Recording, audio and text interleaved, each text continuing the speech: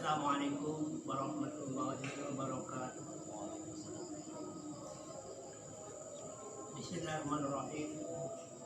Alhamdulillahirabbil alamin wa bihi nasta'inu ala umuri dunya waddin. Wassalatu wassalamu ala asyrofil anbiya'i wal mursalin sayyidina wa nabiyyina Muhammadin sallallahu alaihi wasallam wa ala alihi wa sahbihi ajma'in. Qala Allah ta'ala fi kitabil karim, Rabbana la ilma lana illa ma 'allamtana innaka antal alimul hakim. Wa qala Nabi sallallahu alaihi wasallam, talabul ilmi fardhatun 'ala kulli muslimin wa muslimatin minal mahdi ilal lahdi. Amma ba'du, para pemirsa yang saya hormati dan saya sayangi, dalam kesempatan yang berbahagia ini, marilah kita bersama-sama memanjatkan puji dan syukur kehadirat Allah Subhanahu wa Ta'ala, yang mana pada bulan yang penuh dengan barokah, yaitu bulan Ramadan ini, kita diberi kesehatan oleh Allah Subhanahu wa Ta'ala sehingga bisa melaksanakan ibadah, khususnya ibadah puasa dan rangkaian puasa yang lain. Para pemirsa yang saya hormati, sebelum saya menyampaikan sekedar penyampaian apa yang bisa saya sampaikan pada malam hari ini, sebelumnya kita akan memberikan muqaddimah pendahuluan, yaitu mengenai tentang Ramadan. Berhubung sekarang yaitu bulan Ramadan, maka saya sebelum menyampaikan apa yang saya sampaikan pada malam hari ini, saya akan menyampaikan pertama-tama, yaitu Ramadan itu ialah, kata Ramadan asal dari kata kerja atau asal dari fi'il madhi. Kata orang belajar ilmu nahwu, dari fi'il madhi yaitu romidoh. Romidoh artinya membakar, yakni membakar dosa, bukan membakar tubuh manusia atau membakar yang lain. Tapi yang dimaksud di sini membakar ialah membakar semua dosa-dosa yang telah dilaksanakan, dikerjakan oleh semua hamba Allah Subhanahu wa Ta'ala. Oleh karena itu, pada bulan yang suci dan penuh dengan barokah, yaitu bulan Ramadan ini, marilah pada kesempatan yang sangat banyak barokahnya, sangat banyak manfaatnya, kita gunakan dengan baik, kita lewati dengan baik, kita manfaatkan dengan baik, jangan sampai tersia-siakan. Karena saya dalam suatu kitab pernah membaca apa itu maqalah, apa hadis atau yang lain-lainnya, cuma saya ingat dalam kitab tersebut ada tulisan, ada bacaan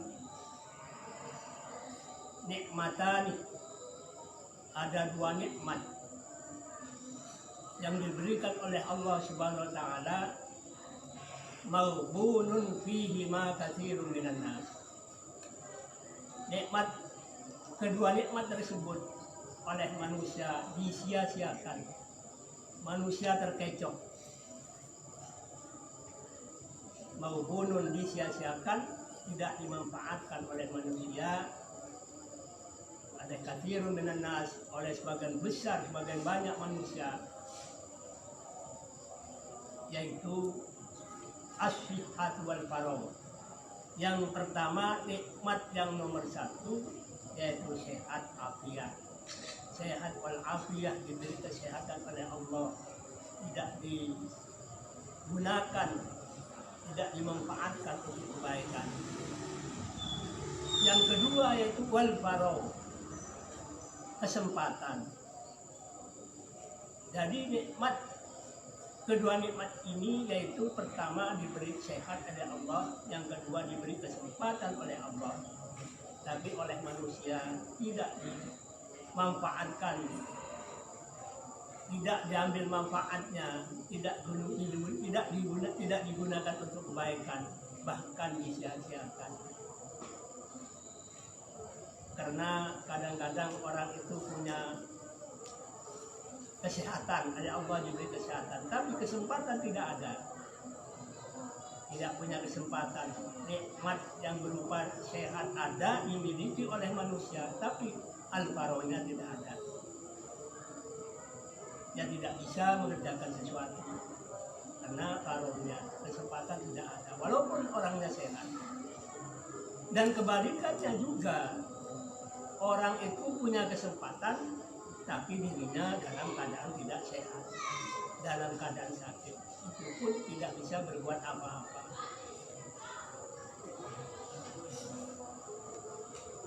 Para pemirsa yang saya hormati, pada kesempatan ini saya juga akan menyampaikan hadis yang berhubungan dengan Ramadan, dengan bulan Ramadan. Yang pertama, Nabi bersabda, man farihah bidukhuli Ramadan haramallahu jasadahu 'alan niran. Nabi bersabda, man farihah, barang siapa merasa bahagia, merasa gembira bidukhuli Ramadan, dengan adanya atau datangnya, masuknya bulan Ramadan, haramallahu jasadahu 'alan niran, maka Allah mengharamkan jasadnya, tubuhnya atas api neraka. Jadi kalau orang merasa bahagia, merasa gembira dengan kedatangan bulan Ramadan ini, maka orang tersebut oleh Allah akan diharamkan dari api neraka. Oleh karena itu, sekali lagi, marilah kita bersama-sama meningkatkan ibadah kita pada bulan Ramadan ini sesuai dengan kitab Tuhfatus Saniyah yang pernah saya baca ketika menjadi khutbah pada sholat Jumat, khususnya pada bulan Ramadan, yaitu bahwa pada bulan Ramadan ini, di dalam khutbah tersebut ada tulisan, ada bacaan, hadza syahrul barakat. Ini atau Ramadan ini, bulan Ramadan ini adalah merupakan bulan yang penuh dengan barokah. Oleh karena itu, marilah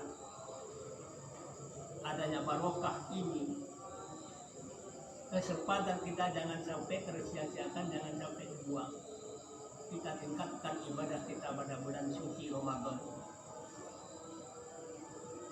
Jadi bulan puasa atau bulan Ramadan ini dikatakan syahrul barakat, bulan yang penuh barokah. Jadi sayang kalau kita tidak memanfaatkan kita gunakan bulan yang penuh barokah ini untuk menambah amal ibadah kita kepada Allah Subhanahu wa taala.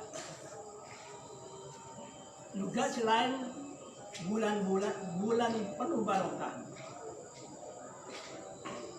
juga dikatakan di dalam khutbah tersebut, hadza syahrul ijabatid da'awat. Ini adalah bulan yang penuh dengan ijabah dari Allah Subhanahu wa taala. Dari semua apa yang kita minta kepada Allah, kita mohon kepada Allah atau doa kita kepada Allah akan diijabahi, akan dikabulkan Allah Subhanahu wa taala, karena termasuk syahrul ijabatid da'awat. Allah mengijabahi semua doa-doa hambanya.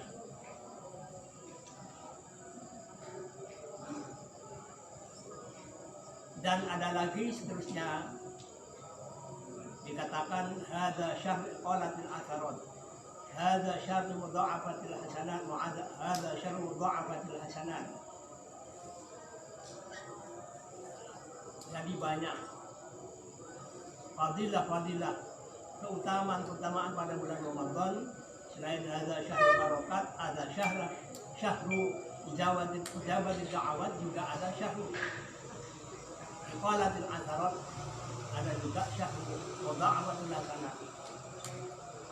Kebaikan dilipat gandakan oleh Allah Subhanahu wa taala pada bulan suci Ramadan ini.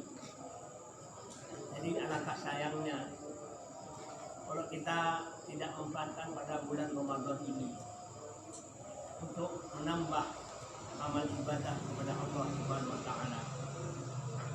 Seperti contohnya sholat tarawih. Konon katanya, saya pernah membaca dalam suatu kitab bahwa tarawih itu katanya sholat istirahat. Tarawih, artinya tarawih ialah istirahat. Jadi kalau dulu pada masa Nabi sholat tarawih itu dikerjakan setelah sholat 2 rakaat lalu istirahat. Katanya Nabi sendiri itu tidak tiap malam keluar untuk melaksanakan ibadah sholat tarawih, tidak tiap hari. Mengapa kok Nabi tidak tiap malam keluar bersama dengan para sahabat melaksanakan sholat tarawih bersama-sama? Katanya Nabi khawatir. Nabi itu khawatir nanti kalau Nabi rutin, Nabi istiqomah tiap malam sholat tarawih,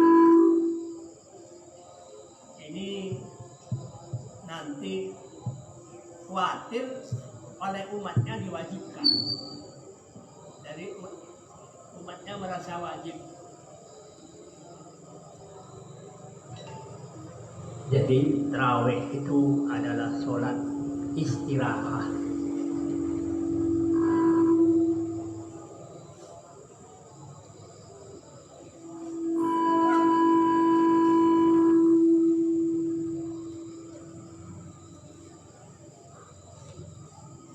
Maka Nabi merasa khawatir kalau dilaksanakan tiap malam. Nabi mengerjakan sholat tarawih bersama para sahabat tiap malam, khawatir nanti oleh umatnya sholat tarawih itu diwajibkan, karena sholat tarawih itu banyak fadilahnya. Bahkan dalam suatu kitab itu tiap malam itu ada pahala-pahala tersendiri. Malam pertama ini pahalanya, malam kedua ini pahalanya, dan seterusnya sampai 30 hari, sampai 1 bulan. Dan jumlah sholat tarawih, ada yang mengerjakan tarawih itu dilaksanakan 8 rakaat, mungkin 11 dengan witirnya barangkali. Ya, saya tidak tahu persis karena sendiri tidak pernah mengerjakan yang 8 rakaat. Ada yang mengerjakan 36 rakaat. Namun itu pendapat yang tidak diikuti oleh kaum muslimin, tidak mengikuti pendapat tersebut karena termasuk pendapat yang nyeleneh, yang menyimpang dari yang lain, yang dari yang sebagian besar. Yang diamalkan, yang dikerjakan oleh ahli sunnah wal jamaah, khususnya para warga Nahdliyin, itu dikerjakan yang yang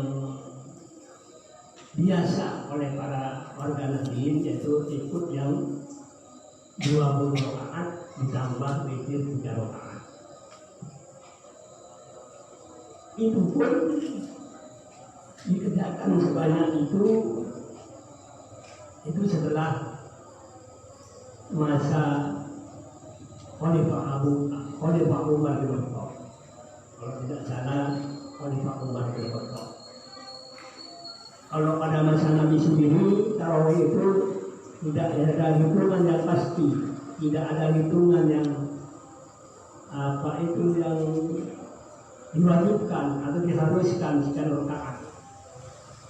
Tadi sudah dikatakan tarawih itu istirahat, 2 rakaat istirahat. Jadi tidak ada hitungan jumlah rakaat tarawih pada masa waktu itu. Yang 20 rakaat setelah sahabat Umar kalau tidak salah. Yang penting kita mengerjakan saja, baik yang 8 rakaat, baik yang 20 rakaat, atau barangkali ada yang sanggup mengerjakan sholat tarawih 36 rakaat. Itu pendapat, ya terserah, ada pendapat demikian. Yang kurang benar yaitu orang yang tidak sholat tarawih, yang kurang benar. Kalau masih mengerjakan walaupun 8, walaupun 20, menurut pendapat yang 36 itu masih kurang, ya terserah, itu pendapat. Tapi saya sebagai warga Nahdliyin, saya akan ikut yang dikerjakan, yang diamalkan oleh muassis NU, oleh para masyayikh, khususnya yaitu para muassis pendiri NU. Jadi saya akan tetap mengikuti amalan-amalan, pekerjaan ibadah yang diamalkan oleh para muassis Nahdlatul Ulama. Jadi saya tetap konsisten, akan tetap mengikuti apa yang diamalkan, apa yang dikerjakan oleh para muassis Nahdlatul Ulama. Para pemirsa yang saya hormati, begitu juga pada malam hari ini saya akan menyampaikan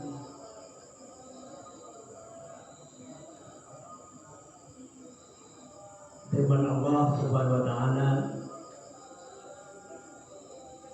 yang maksudnya ialah pada bulan puasa ini Allah mewajibkan puasa. Jadi dalil puasa itu yang diwajibkan adalah firman Allah, Bismillahirrahmanirrahim. Ya ayyuhalladzina amanu, wahai orang-orang yang beriman, kutiba alaikumusyiyamu, diwajibkan kepada kalian semua, kepada kamu semua,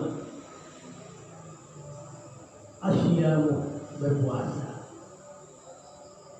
Kama kutiba 'alal ladzina min qablikum, sebagaimana diwajibkan kepada orang-orang yang telah terdahulu sebelum kalian semua, sebelum kamu semua.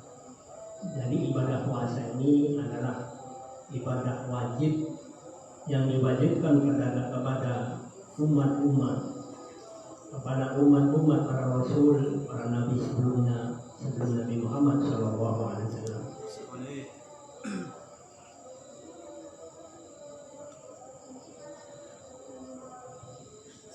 Jadi kita kembali lagi ke uraian tadi, bahwa bulan Ramadan itu merupakan bulan penuh barokah, yaitu asal dari kata romito, dan dalam membakar artinya romito itu artinya membakar. Jadi seandainya apabila kita bisa memanfaatkan, kita bisa mengambil bulan Ramadan, bulan suci Ramadan ini untuk meningkatkan ibadah kepada Allah SWT, insya Allah semua dosa-dosa kita akan dibakar oleh bulan suci Ramadan.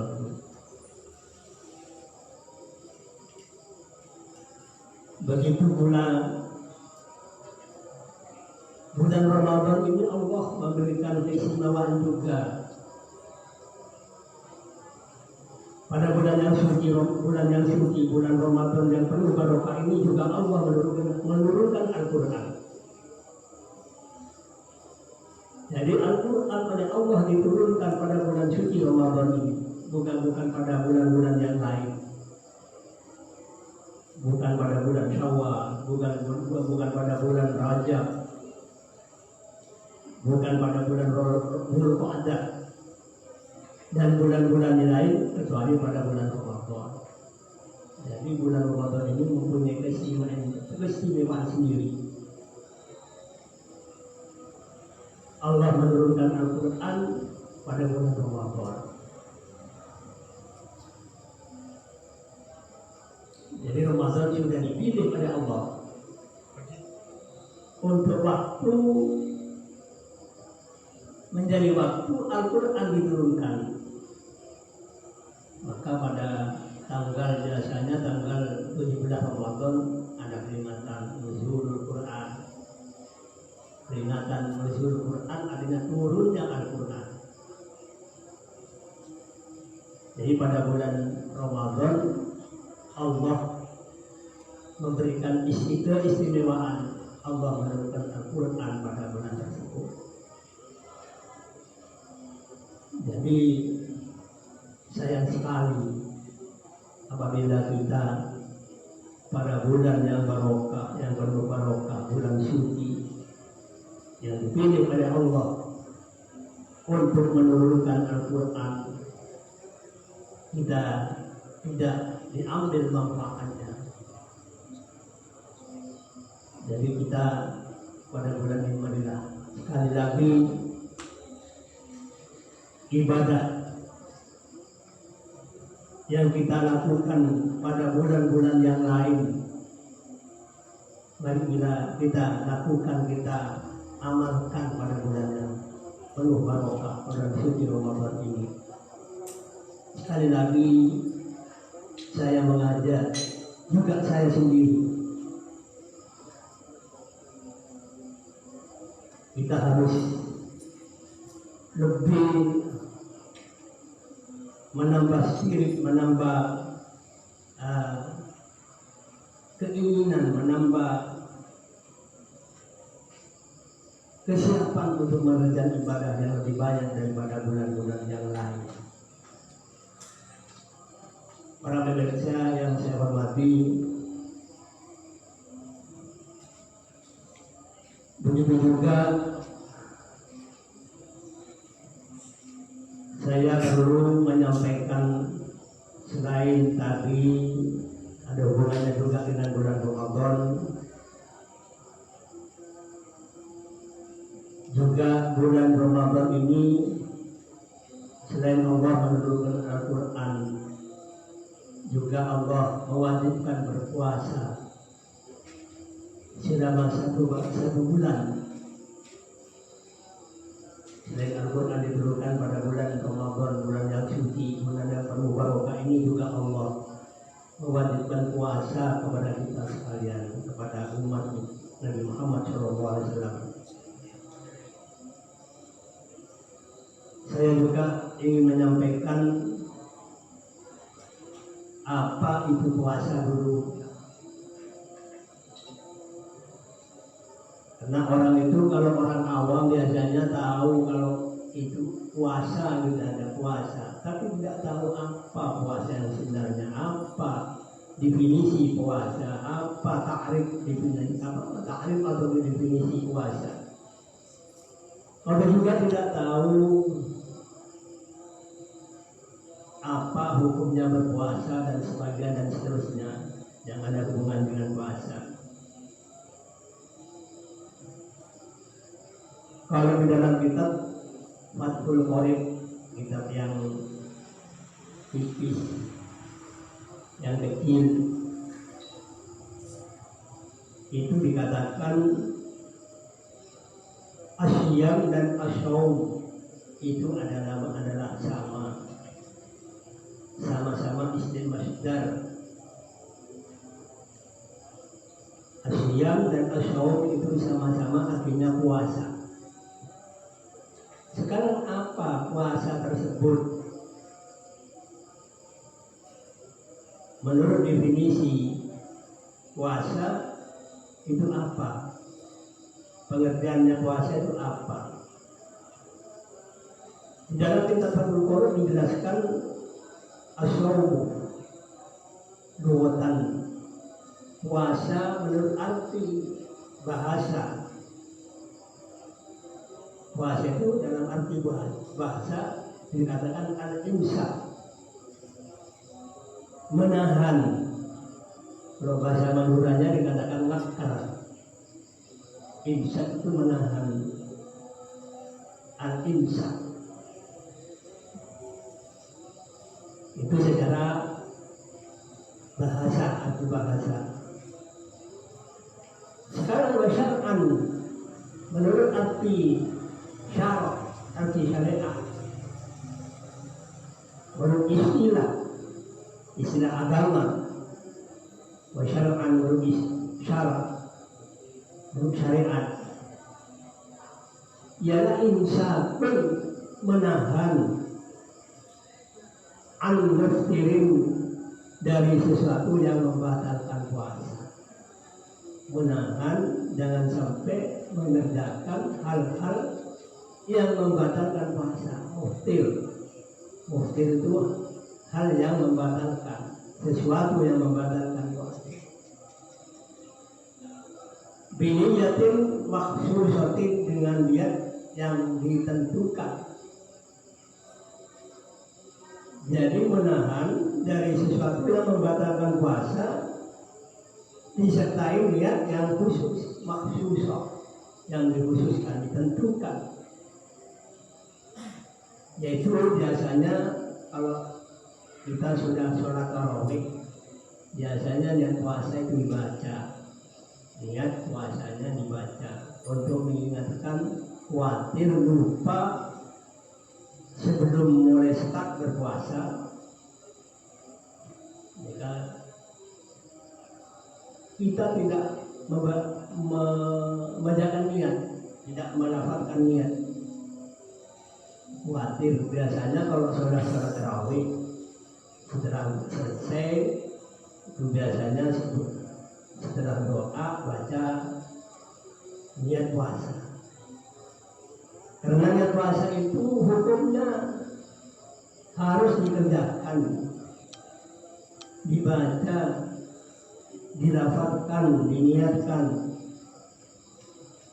sebelum fajar, sebelum kita start berpuasa. Lain dengan sholat sunnah, di puasa sunnah, bukan sholat, puasa sunnah.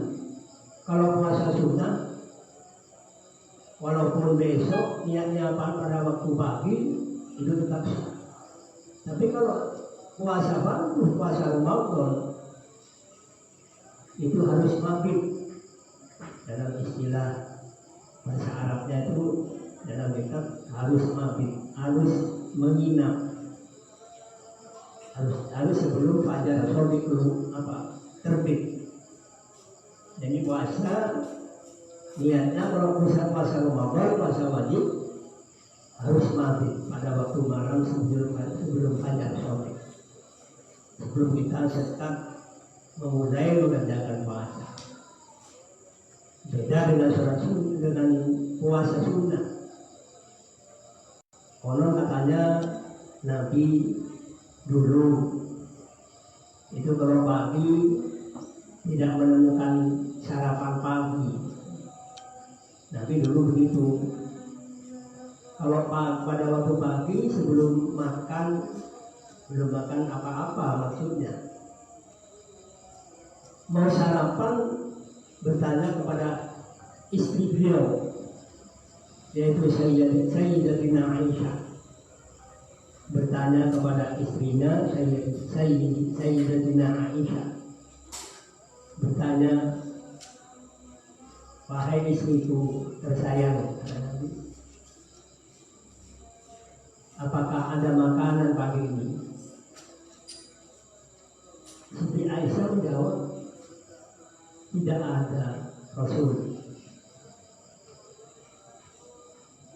Jadi tidak ada apa-apa. Mau sarapan Rasulullah, Nabi itu tidak ada apa-apa. Bertanya kepada sang istri Sayyidatina Aisyah. Menjawab Sayyidatina Aisyah telah bertanya, tidak ada apa-apa. Ya betul lagi pada apa terus. Langsung kan Nabi niat puasa pada waktu pagi itu juga. Karena puasa sunat atau oleh karena itu puasa sunat dibolehkan niatnya pada waktu pagi. Tapi belum makan apa-apa. Kalau sudah habis satu piring, ada niat puasa sunat ya tidak boleh. Itu kalau belum makan apa-apa, mau sarapan tidak ada, lantas kan Nabi niat puasa sunnah. Jadi beda dengan puasa wajib. Jadi niatnya seperti kita baca setiap sholat tarawih setelah doa nawaitu. Bismillahirrahmanirrahim, nawaitu, aku berniat syawma wadin, puasa besok. Al-adai untuk melaksanakan fardu, yaitu puasa fardu syahr Ramadan, pada bulan Ramadan, lillahi ta'ala, karena Allah subhanahu wa ta'ala. Ini niat puasa. Jadi biasanya dibaca setelah sholat tarawih, khawatir nanti lupa niat puasa besok itu lupa, jadi dibaca tidak sesudah sholat tarawih.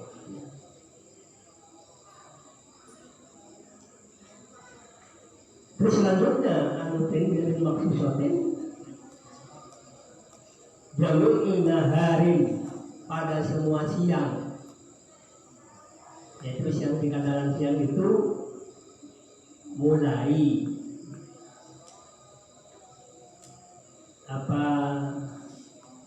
tulu'il fajri shodiq, terbitnya fajar shodiq, sampai ghurub syamsi, sampai terbenamnya matahari.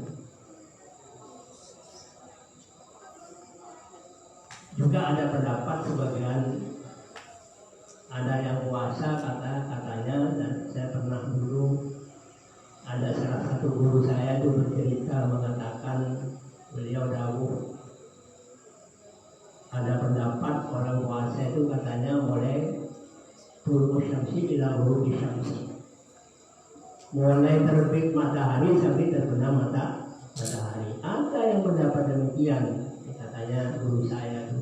Tapi itu banyak yang tidak mengikuti. Seperti tadi tarawih 36 rakaat. Orang 20 rakaat itu capeknya setengah mati, apalagi 36. Tapi sholat tarawih ini mari kita mumpung pada bulan Ramadan oleh Allah masih diberi kehidupan, masih dalam keadaan hidup. Jadi kita sangat sayang sekali kalau kita tidak mengerjakan sholat tarawih pada bulan Ramadan ini. Karena saya pernah membaca suatu kitab yang tulisannya bacaannya demikian, yaitu al-ajru bi qadri ta'ab. Kalau tidak salah dalam kitab Ta'limul Ta'lim ala Tariqit Ta'allum, kalau tidak salah, bahwa artinya tulisan dalam kitab Ta'limul Ta'lim tersebut artinya al-ajru bi qadri ta'ab. Pahala itu tergantung ukuran capeknya, bukan capek ya, bukan capeknya, itu tergantung capeknya. Sholat tarawih 2 rakaat beda, mungkin adalah sudah lebih capek yang 4 rakaat. Walaupun tarawih itu hukumnya sunnah, tapi termasuk juga sholat sunnah yang istimewa juga, karena dikerjakan pada bulan Ramadan. Kalau selain bulan Ramadan tidak ada sholat tarawih, sholat tahajud ada, sholat tasbih ada pada bulan-bulan yang lain. Tapi kalau tarawih hanya khusus pada bulan Ramadan. Oleh karena itu kalau kita tidak memanfaatkan sholat tarawih pada bulan Ramadan tahun ini, jangan-jangan kita belum tentu tahun apa bulan Ramadan yang akan datang masih hidup, belum tentu sudah masuk ke liang kubur, belum tentu. Jadi eman-eman kalau sekarang ada sholat tarawih, sholat yang istimewa ini kita sia-siakan, apalagi kita tinggalkan. Jadi kalau bisa, walaupun tidak sampai genap 20 rakaat, 23 dengan sholat witirnya, kita kerjakan semampunya saja. Menurut kemampuan saya, menurut teman sambian, menurut teman kita semua, eman-eman bulan Ramadan ini kita sia-siakan.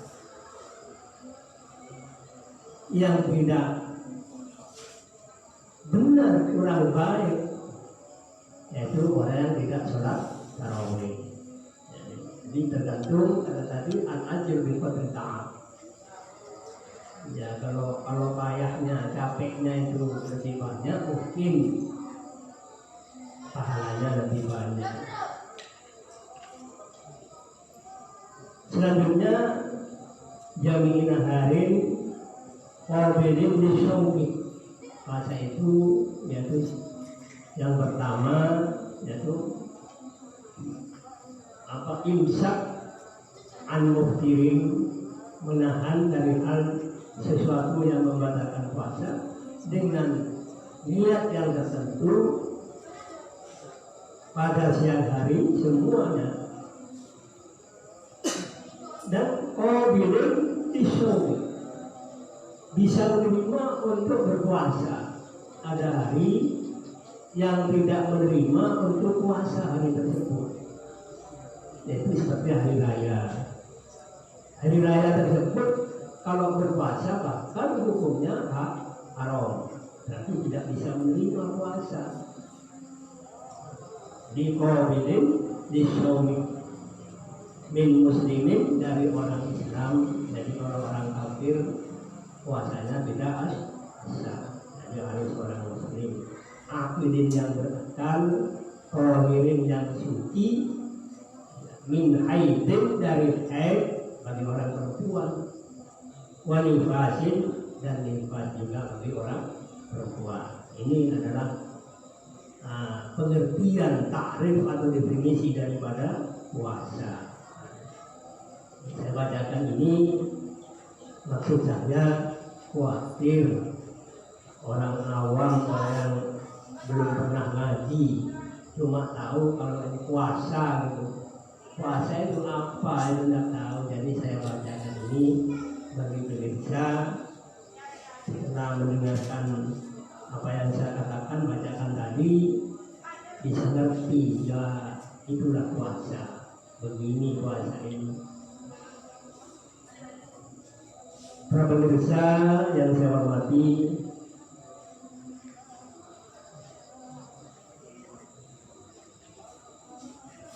selanjutnya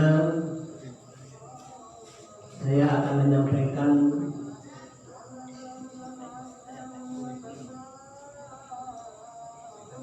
sampai waktu.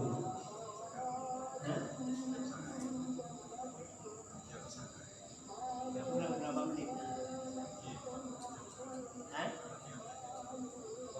Teruskan ya?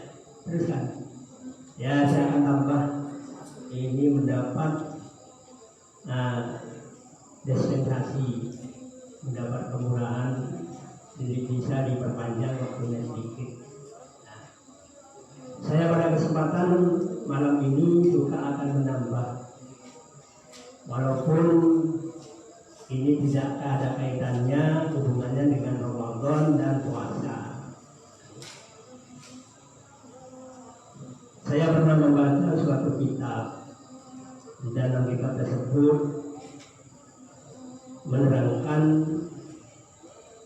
apa saja tanda-tandanya orang yang beruntung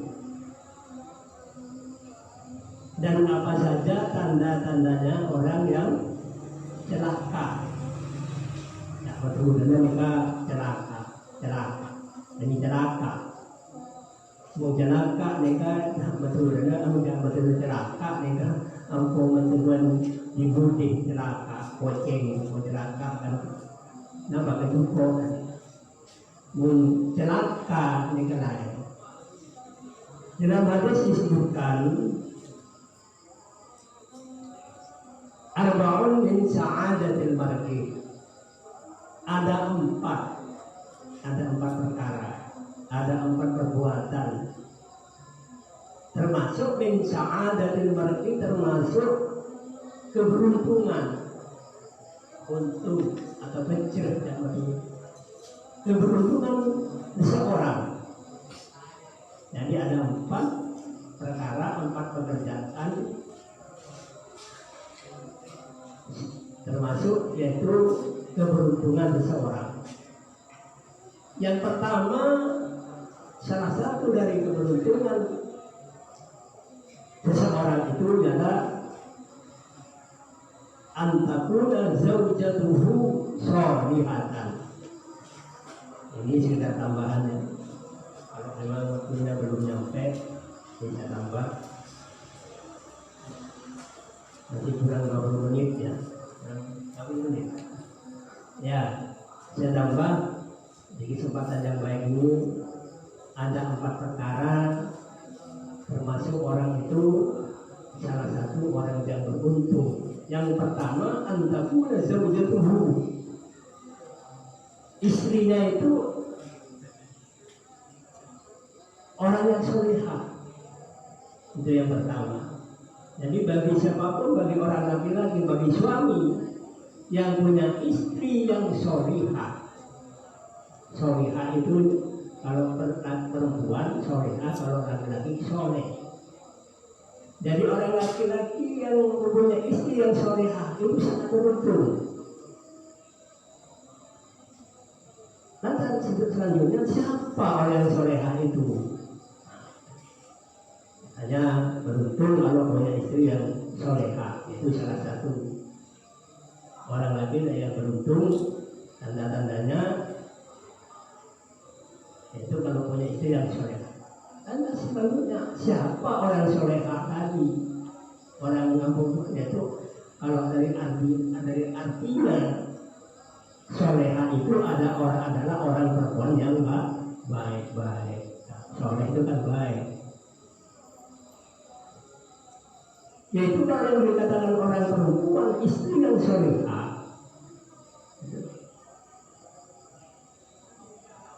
Idza ra'aitaha, ketika engkau melihat sang istri sarroka, maka membahagiakan, menggembirakan. Dia ini bisa berubah. Ya betul dari tak bisa wisam. Ini semua orang mereka sarroka, menggembirakan. Menyebut orang orang yang bersebihina, mereka apa? Wisam yunempon. Olpes ada selaki, ada selaki mereka olpes mereka telok daripada orang di tanda orang bini soleha, tandanya orang perempuan dan istri yang soleha tadi yang pertama kalau dilihat wong eyabes tidak betul nikah menggembirakan selaki. Kenapa? Nokol berserake adena tambah cenderung. Kita seperti apa yang dulu sesuai. Wa iza amartaha, jika termasuk orang perempuan, tanda-tandanya orang perempuan yang soleha, jika diperintah oleh suaminya, ketika engkau memerintah suami istrinya atau adika, maka sang istri tadi mentaati perintah suami. Di mau esending, napa? Atena tambah cendol, mau soro atau aneka. Seterusnya, waida kita anda. Ketika engkau tidak ada di samping, ketika engkau tidak ada di samping istrinya, umpamanya suaminya bepergian jauh, meninggalkan istrinya, tidak ada atau tidak mendampingi istrinya. Hafizat nafsa wa malak, maka sang istri tadi dirinya dijaga,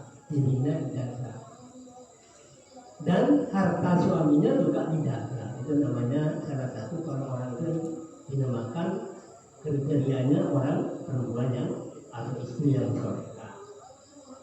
Itu soleha. Jadi salah satu dari orang yang beruntung yaitu kalau punya istri, yaitu yang soleha. Yang nomor dua selanjutnya orang laki-laki yang beruntung. Wa auladuhu abrar. Artinya wa antakuna auladuhu abrar. Jadi langsung wa auladuhu abrar. Punya anaknya itu abrar, semuanya baik-baik. Tidak ada yang melanggar dari aturan orang tua, aturan pemerintah, lebih khusus nanti lebih aturan Allah Subhanahu wa Ta'ala. Itu tanda-tandanya orang yang beruntung punya anak semuanya itu baik-baik. Semuanya baik-baik. Di anak kita pada khusus lampau label kering tua, lampau berbuat mereka perbuatannya baik semuanya anaknya. Itu termasuk orang yang beruntung dalam hal ini. Ya kalau orang tua biasanya ya anaknya banyak, mungkin ya tidak sama. Kalau mentura, kalau sepekarangan kalau depan boleh saya lepas, melurak, boleh sepolos, ya. macam-macam. Anak tinggal nikah no pada. Karena pula anak sebenarnya bentuk pula anak ada bentuk kau ingat ngalami itu. Berkali nikah macam-macam. Bersama pada kerja, bersama keluarga, yang macam-macam. Yang berbentuk. Tapi ke orang tua nikah, anak banyak nikah bunga. Kalau anak itu banyak, orang tua itu bahagia. Pasti salah satunya anak tersebut ada yang menguntungkan, ada yang membahagiakan kedua orang tua. Padat lagi. Kebetulan anak bantu ada di Malaysia. Orang tua makin dalam ibadah sama panas orang tua. Yang cuma ada pengadaan di anak daripada tidak punya anak. Cuma satu umpama, tapi ketepatan satu, tapi nakalnya ampun. Itu tidak beruntung namanya orang. Yang kedua yang ketiga waktu pergaulannya. Orang tersebut orang yang beruntung solihina, bergaul dengan orang-orang yang soleh. Itu namanya orang beruntung. Kalau orang yang beruntung itu pergaulannya dengan orang yang soleh itu beruntung sekali. Karena kalau orang itu bergaul super akrab dengan orang yang soleh, orang yang beruntung ini waris di badan. Rizkinya orang tersebut ada di daerahnya, di desanya, di negaranya, di desanya masing-masing. Jadi orang yang beruntung itu punya rezeki di desanya, ada di desanya, di tempatnya sendiri, tidak jauh. Yang bukan orang rezekinya orang ada di jauh, tempat yang jauh, bukan haram, tidak, cuma beruntung kalau rezekinya ada di desanya sendiri.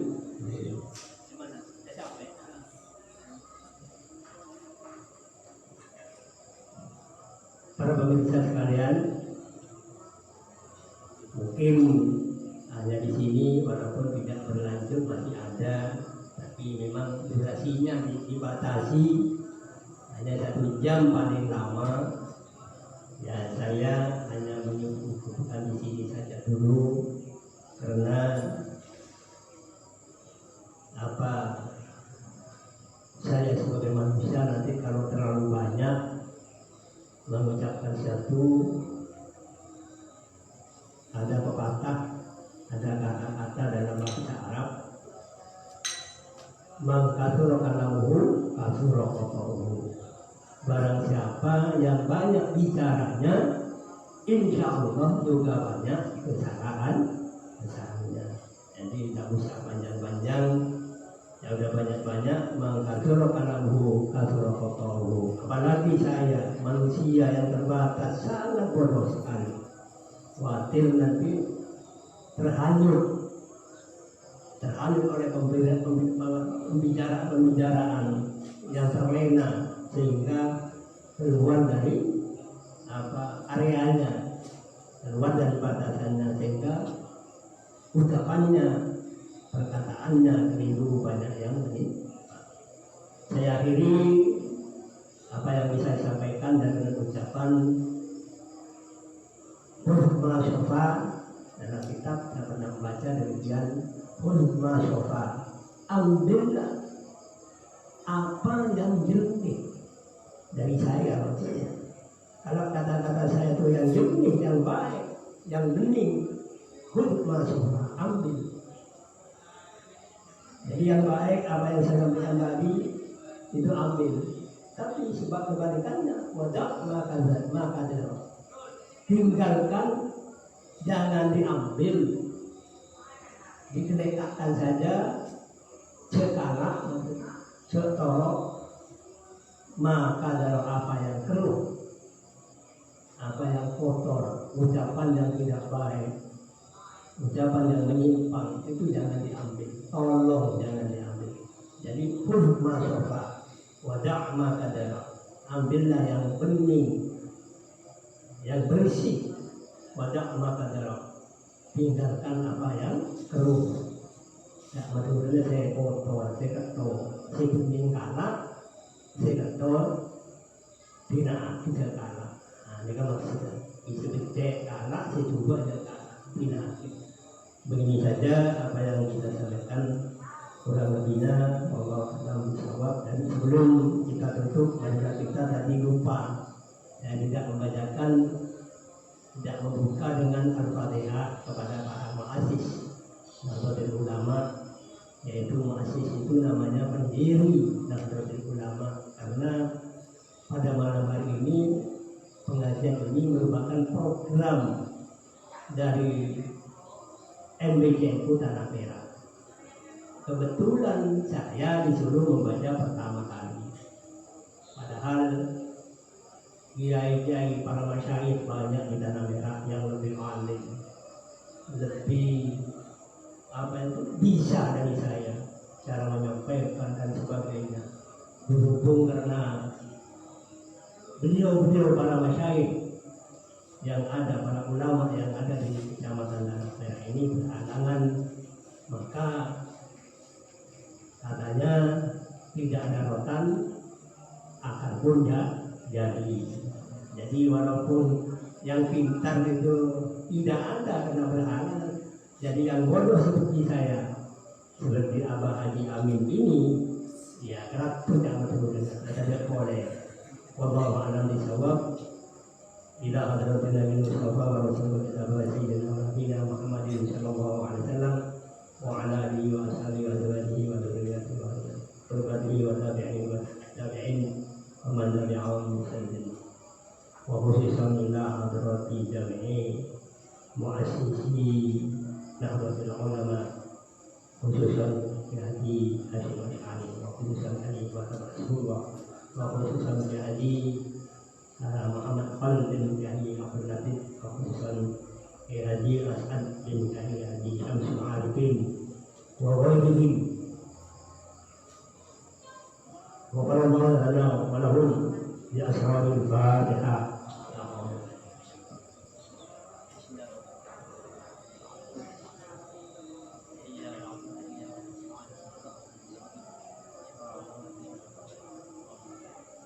أعوذ بالله من الشيطان الرجيم. بسم الله الرحمن الرحيم. اللهم صل على سيدنا محمد وعلى آله وصحبه جميع الأقوال والأفعال وتغفر لنا جميع الحجاج وتغفر لنا جميع السيئات والمعاملات والأعمال والرجاء وتبلغنا بها الروايات من جميع الخيرات والحاجات وعدتها. اللهم افتح لنا من أبواب العلم ويسر لنا من أبواب العلم ولا تعسر علينا من أبواب العلم وزد لنا علما ينفعنا في ديننا ودنيانا وخيرنا العالمين. اللهم انفعنا بما علمتنا وعلمنا ما ينفعنا. اللهم انا نعوذ بك من علم لا ينفع وقلب لا يخشع وعمل يرفع والعلم ودعاء يسمع. اللهم اغفر لنا ذنوبنا ولجميع المسلمين والمسلمات والمؤمنات. ربنا لا علم لنا الا ما علمتنا انك انت الحكيم. ربنا ظلمنا انفسنا ولا تغفر لنا وترحمنا لنكونن من الخاسرين. ربنا آتنا في الدنيا حسنة وفي الآخرة حسنة وقنا عذاب النار. اللهم اصلح لنا شأننا كله. اللهم زدنا ولا تنقصنا وأكرمنا ولا تهنا ويسر لنا ولا تعسر علينا وارزقنا وارضعنا وتقبل منا وادخلنا الجنة بسلام آمين يا أرحم الراحمين. ارحمنا. وصلى الله على سيدنا محمد وعلى آله وصحبه وسلم.